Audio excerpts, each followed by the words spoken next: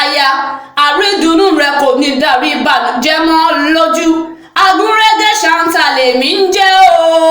mo dé sí gbàgede mo rí mo lanu kó tó rin bọ́ sí mi lẹ́nu ẹnì ṣó ní pẹ̀rù o ẹnì ṣó ní pẹ̀rù o ìpẹ̀rù akẹ́sán ẹnì ṣó ní pẹ̀rù ẹnì ṣó ní pẹ̀rù o ẹnì ṣó ní pẹ̀rù o ìpẹ̀rù akẹ́sán ẹnì ṣó ní pẹ̀rù Ọládọ̀tun o ọmọ wọn nílùú Ìjẹ̀bú Ìpẹ̀rù Rẹ́mọ mo ní n ó kí ọ̀bọ ológun ẹ̀rú o n ó kí ọ̀bẹ ọlọ́gbọ̀n irú ẹ̀fà ọmọọba ni ọ́ ọba ṣáà níṣe bàbá tó bí ọ lọ́mọ ọmọọba lílísà bí n bá tún pè lọ́mọ balógun kò jẹ̀bi balógun dòdò ń dá wà ọmọ ọ̀tún ọ̀tún ọ̀tún ọ̀tún ọ̀tún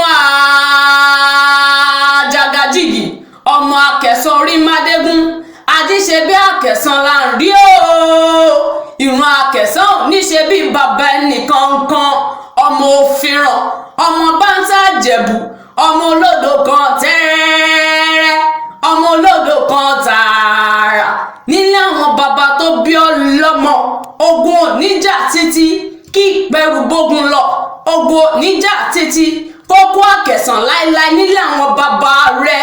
ará Ògèsì àgbèkà níjà ará Ìlísà ọmọ akẹ̀sán baálẹ̀ ọjà ọmọ baálẹ̀ Ìgbòbìdó ni mò ń kí o the first young councillor nílùú Ìpẹ̀rù upcoming chairman ló ń ṣọjọ́ bí lónìí o àṣọdúnmọ́dún o àṣoṣùmọ́ṣù Ọládọ̀tun ìgbà ọdún kan láṣẹ ọba mi.